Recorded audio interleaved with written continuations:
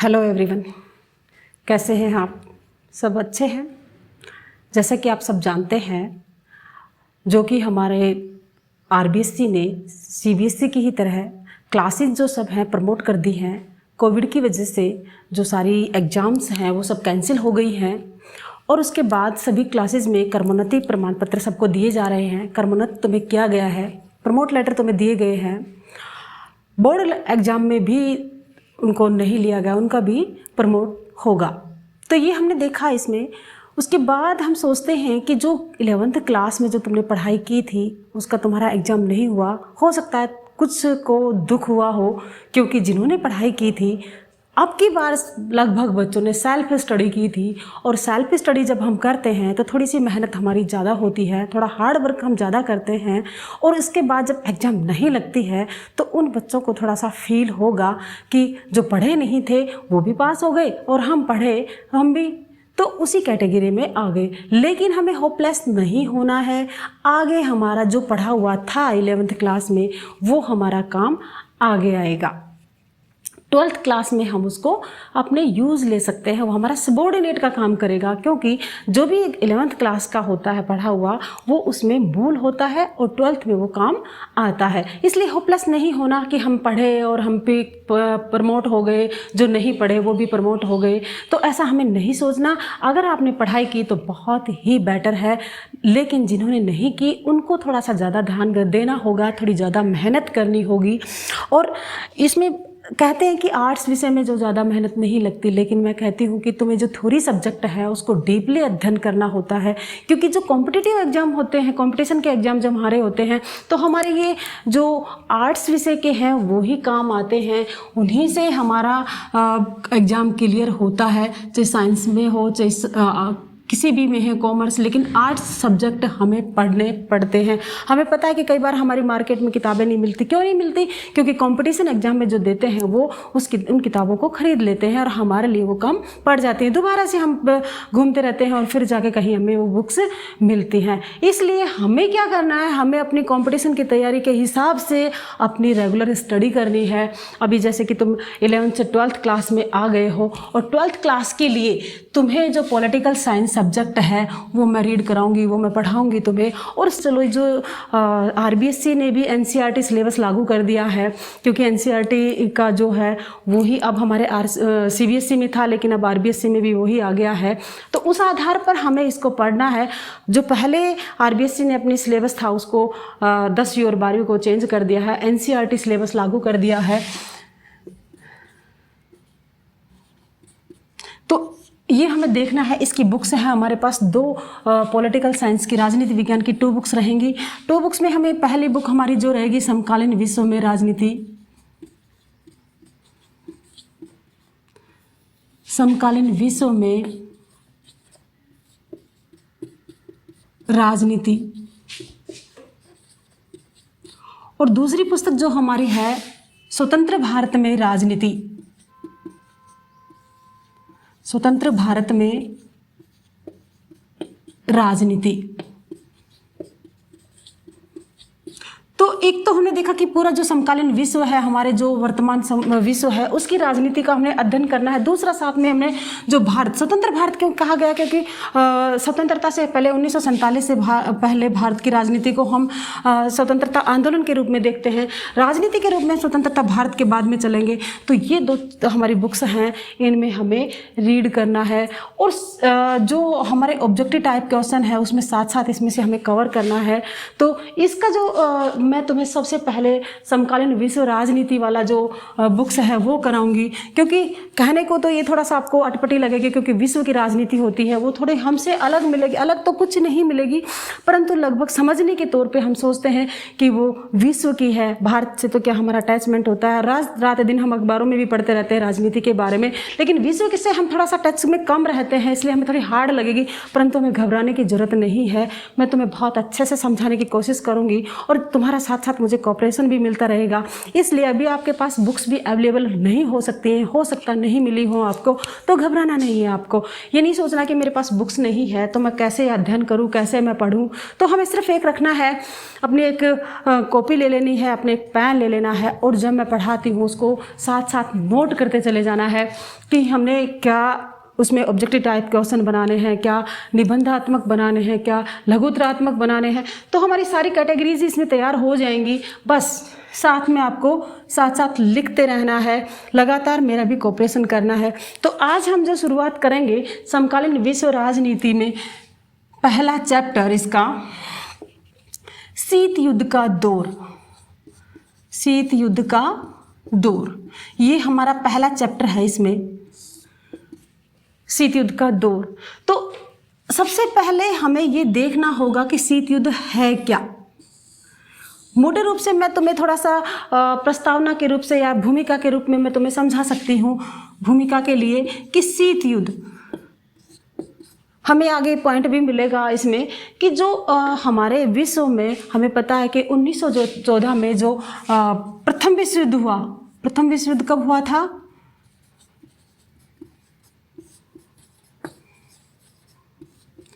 प्रथम विश्व युद्ध 1914 में हुआ और 1918 तक चला। ये युद्ध हुआ। इस युद्ध की विवक्षा को देखते हुए, क्योंकि इसने जन धन की इतनी हानि की थी, इतना नुकसान किया था कि पूरा विश्व घबरा गया था, पूरा विश्व इस युद्ध में सम्मिलित हो गया था, किसी ना किसी रूप में वो इसमें इन्वॉल्व हो गया था और ये घबरा गए थे कि अब मानव जाति नहीं बचेगी। तो इस युद्ध की विवक्षा को देखते हुए इस युद्ध को रोका गया, 1918 में रोक दिया गया और वार्सा संधि हो गई और उसके बाद लगा कि शांति स्थापित होगी और फिर 1920 में राष्ट्र संघ की स्थापना भी हो गई थी। लेकिन ये राष्ट्र संघ, जो विश्व के बुद्धिजीवी लोग थे, उन्होंने सोचा कि युद्ध में कुछ भी नहीं रखा है, हमें कुछ ऐसा प्लान बनाना चाहिए, ऐसा प्लान करना चाहिए ताकि विश्व में सभी देश एक दूसरे की बातें माने और सभी शांति से रह सके। इसलिए राष्ट्र संघ की स्थापना हुई, परंतु राष्ट्र संघ उसको व्यवस्थित नहीं कर पाया, विश्व में दूसरे विश्व युद्ध को नहीं रोक पाया। जस्ट 1939 में फिर, कब? 1939 में द्वितीय विश्व युद्ध हुआ और ये कब तक चला? 1945 तक। द्वितीय विश्व युद्ध कब शुरू हुआ? 1939 में और समाप्त कब हुआ? 1945 में।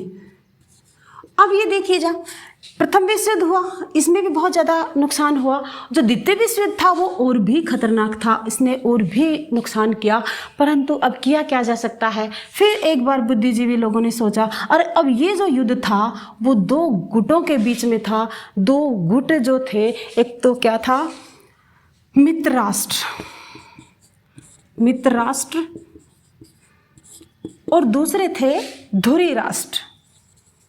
क्या थे? धुरी राष्ट्र। मित्र राष्ट्र कौन थे? मित्र राष्ट्र थे ब्रिटेन, संयुक्त राज्य अमेरिका,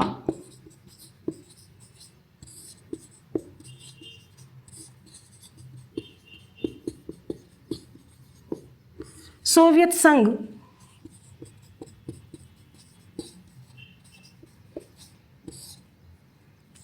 संघ, फ्रांस और देश भी थे। इस प्रकार धुरी राष्ट्र में कौन थे? मोस्टली जो हम धुरी मानते हैं, रोम, बर्लिन, टोक्यो धुरी। रोम, बर्लिन, टोक्यो धुरी, यानी कि रोम किसकी राजधानी है? सबको पता है, इटली। बर्लिन किसकी राजधानी है? जर्मनी। और टोक्यो किसकी राजधानी है? जापान। रोम, बर्लिन, टोक्यो, यानी कि इनको रोम, बर्लिन, टोक्यो धुरी भी कहा जाता है। जर्मनी, इटली और जापान, ये जो तीनों राष्ट्र थे, ये धुरी राष्ट्र में आते थे। तो इन दो जो थे, इनमें ये जो सेकेंड वर्ल्ड वॉर चला था और ये इतना भयंकर हुआ कि लगा कि विश्व की प्रजातियां अब सब समाप्त होने पे है, विश्व तहस नहस हो जाएगा, क्योंकि सभी दोनों गुटों ने अपने इतने हथियार इकट्ठे कर रखे थे कि जब भी जिस पे वार होता वो सब कुछ समाप्त कर सकते थे। इसीलिए तो अमेरिका ने जब जापान नहीं माना युद्ध स्थगित करने के लिए, युद्ध समाप्त करने पर जापान अड़ा रहा, उसने क्या, अमेरिका ने इसके दो स्थानों पर, दो नगरों पर, कौन कौन से थे, हिरोशिमा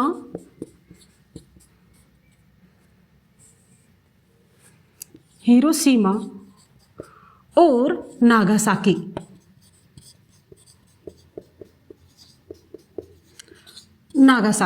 इन दो पर क्या गिराए, बम गिराए, एटम बम गिराए। और यहां 6 अगस्त 1945 को गिराया,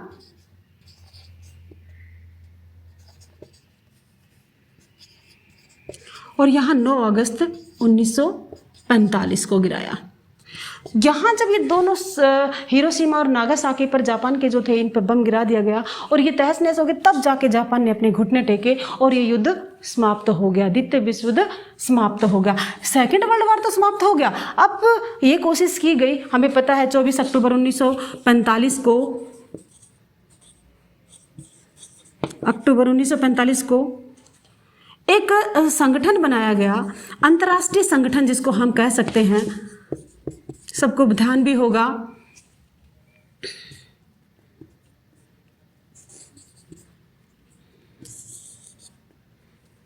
अंतर्राष्ट्रीय संगठन जो था, कौन सा, संयुक्त राष्ट्र संघ। तो संयुक्त राष्ट्र संघ का गठन किया गया, कब किया गया, 24 अक्टूबर 1945 को संयुक्त राष्ट्र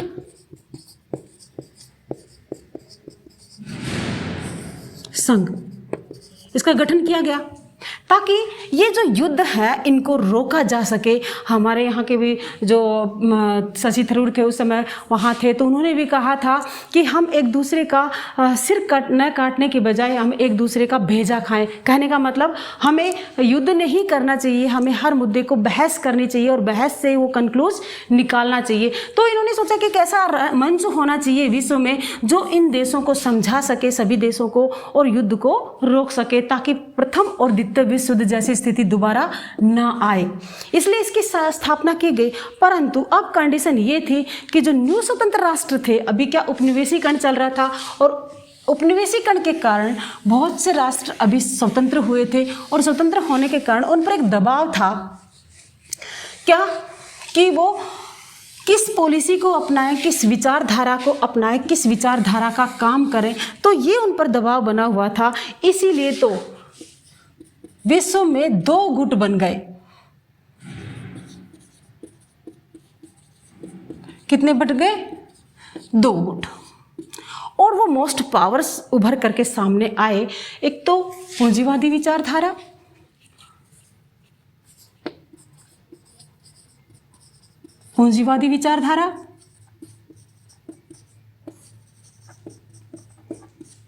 और दूसरी जो विचारधारा थी वो साम्यवादी विचारधारा या समाजवादी विचारधारा।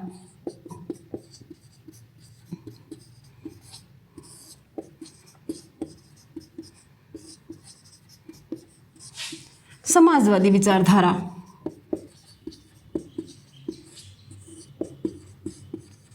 अब हमने देखा कि द्वितीय विश्व युद्ध था जो 2 गुटों में था, मित्र राष्ट्र और ध्रुवी राष्ट्र, लेकिन ये अब टूट चुके थे। और अब जो एक नया सामने आ रहा था, सामने कंडीशन जो रखी थी 2 विचारधाराओं का, एक तो पूंजीवादी विचारधारा होगी, एक साम्यवादी विचारधारा होगी, और दोनों ही विचारधाराएं अपने आप में सर्वोसर्वा थे। अब एक जो विचारधारा थे, इसका जो समर्थक था या कह सकते हैं अगुवा जिसको कह सकते हैं, जिसका फर्स्ट पे जो चलता है देश, वो कह सकते हैं हम, ये था संयुक्त राज्य अमेरिका। संयुक्त राज्य अमेरिका। दूसरी जो विचारधारा थी समाजवादी विचारधारा, इसका था सोवियत संघ। कौन था? सोवियत संघ। ये 2 विचारधाराएं थी और 2 देश थे। ये दोनों ही शक्तियां महाशक्तियां बन चुकी थी, दोनों ही वर्ल्ड पावर बन चुकी थी, और इन दोनों शक्तियों में एक द्वंद्व शुरू हो गया कि मैं फर्स्ट मैं फर्स्ट, ये सोचे कि मैं वर्ल्ड पावर हूँ और ये सोचे कि मैं वर्ल्ड पावर हूँ। अब विचारधाराओं में ये था कि पूंजीवादी विचारधारा विश्व में फैलनी चाहिए या साम्यवादी विचारधारा। जब इन दोनों ने आपस में अपना द्वंद्व शुरू किया तो दोनों विचारधाराओं में टकराव आ गया और टकराव से फिर वापस से 1945 के बाद वो कंडीशन आ गई कि लगा कि पूरा विश्व वापस से एक बारूद के ढेर पर बैठ गया है और वो बारूद का ढेर कभी भी फट सकता है, उसको सिर्फ एक तिल्ली की जरूरत है। तो 1945 से शीत युद्ध का दौर शुरू हो गया। तो हम आ गए अपने मुद्दे पर, शीत युद्ध क्या है। हम कहाँ से चले कि कैसे विश्व में प्रथम विश्व युद्ध हुआ, फिर द्वितीय विश्व युद्ध हुआ, वो समाप्त हुआ। उसके बाद विश्व के जो बुद्धिजीवी लोग थे उन्होंने कंसल्ट किया कि हमें एक ऐसा संगठन बनाना चाहिए ताकि पूरा विश्व एक मंच पर आ जाए और अपनी सारी प्रॉब्लम वहीं वो समाप्त कर ले। तो ऐसा करके उन्होंने सोचा और संयुक्त राष्ट्र संघ का गठन किया। इसकी डेट भी हमें लिख लेनी है, 24 अक्टूबर 1945। ये जो तुम्हें मित्र राष्ट्र हैं, धुरी राष्ट्र हैं, ये कौन कौन से थे ये हमें लिख लेने हैं। इसको मित्र धुरी राष्ट्र को एक ये भी कहते हैं रोम, बर्लिन, टोक्यो धुरी, रोम, बर्लिन,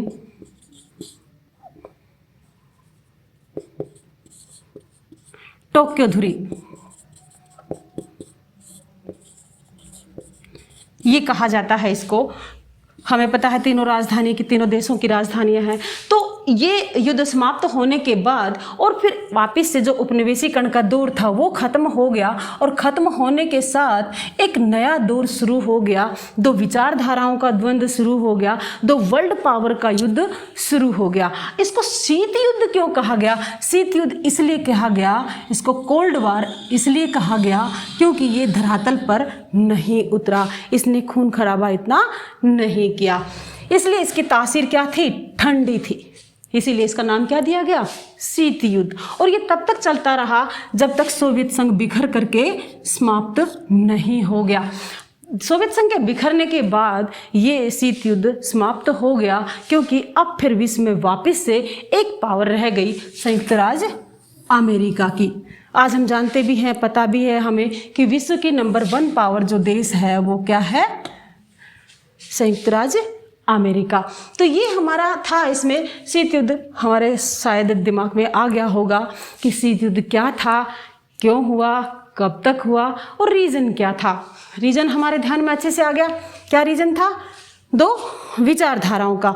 ये विचारधारा सोचे कि विश्व में हमारी विचारधारा परफेक्ट रहे और समाजवादी विचारधारा चाहती है कि हमारी विचारधारा परफेक्ट रहे। तो इन दोनों विचारधाराओं में ये युद्ध चला और ये काफ़ी टाइम तक खिंचा। इसमें हम अपने चैप्टर में पढ़ेंगे कि इसमें कई बार ऐसी स्थिति आई कि ये युद्ध ऐसे लगा कि अब तो ये युद्ध होगा और होने पर अब पूरा विश्व समाप्त हो जाएगा, लेकिन ऐसा कुछ हुआ नहीं, होते होते रुक गया। तो हमारा इसमें हमें समकालीन विश्व राजनीति में ये शीत युद्ध का दौर देखेंगे कि किस प्रकार शीत युद्ध में कब कब ऐसे चरम बिंदु आए कि ये युद्ध कगार लेने वाला था, अपना एक ऊपर का चरम बिंदु लेने वाला था, लेकिन स्टॉप हो गया, खून खराबा ना हुआ, ये ऐसा रहा। इस चैप्टर में हम आगे देखेंगे हमारा क्यूबा मिसाइल संकट। शीत युद्ध का दौर में हमें पहला जो हमारा पॉइंट है क्यूबा मिसाइल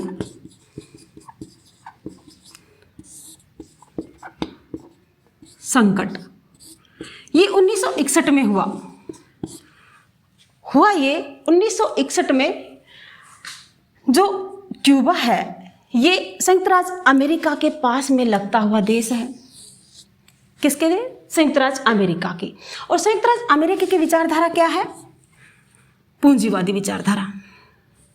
किसके लगता हुआ देश था ये? संयुक्त राज्य अमेरिका के।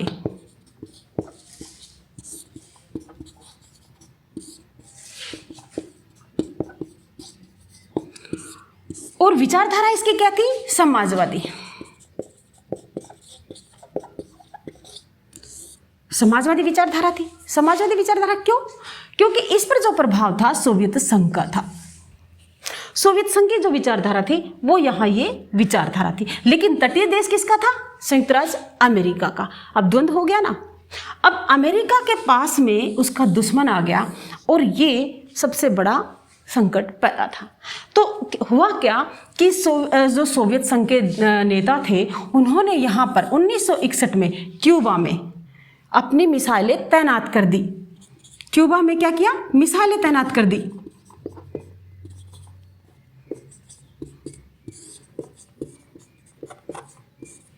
जब यहाँ मिसाइलें तैनात हो गई तो संयुक्त राज्य अमेरिका को इस चीज़ का 3 सप्ताह बाद पता चला। किसको? संयुक्त राज्य अमेरिका को 3 सप्ताह बाद पता चला कि हमारे पड़ोसी देश जिसकी विचारधारा कैसी है, समाजवादी विचारधारा है, और वहाँ सोवियत रूस ने या सोवियत संघ ने एक मिसाइलें तैनात कर दी हैं, ये निश्चित ही हमारी तबाही के लिए किया है। तो ये इसके विचार दिमाग में आया और डेफिनेटली आएगा। तो यहाँ से लगा कि दोनों देशों ने वापस से अपनी वही कंडीशन अपना ली कि हमें क्या करना है। सभी अपने अपने हथियार इकट्ठे करने लग गए, सभी अपने जो देश उनके ग्रुप में थे उनको इकट्ठा करने लगे और पूरा विश्व 1961 में एक ऐसे बिंदु पर पहुँच गया। ये जो था, ये ईयर जो थी वो शीत युद्ध का चरम बिंदु था। शीत युद्ध का कैसा था? चरम बिंदु। चरम बिंदु हम जानते हैं क्या होता है। चरम बिंदु, चरम बिंदु मतलब टॉप पे।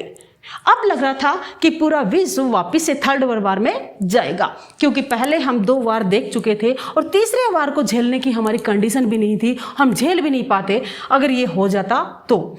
फिर भी संयुक्त राज्य अमेरिका ने अपने भी हथियार इकट्ठे करना शुरू कर दिया, सोवियत संघ ने अपने हथियार इकट्ठे करना शुरू कर दिया। अब दोनों देशों को ये लगा कि पहले वार कौन करे, क्योंकि है तो दोनों वर्ल्ड पावर और दोनों को ही अंदाज़ा नहीं था कि इसके पास कितने हथियार हैं। तो ये ही चाह रहे थे कि पहले वो शुरू करे तब मैं बाद में करूँ, तो पहले वो शुरू करे तो उसके बाद मैं शुरू करूँ, और इसी कस में ये संकट चलता रहा। इसको हम डिटेल में अगली वीडियो में पढ़ाएंगे, तब तक तुम इसको ध्यान से एक बार नोट कर लेना, उतार लेना। धन्यवाद। जय हिंद, जय भारत।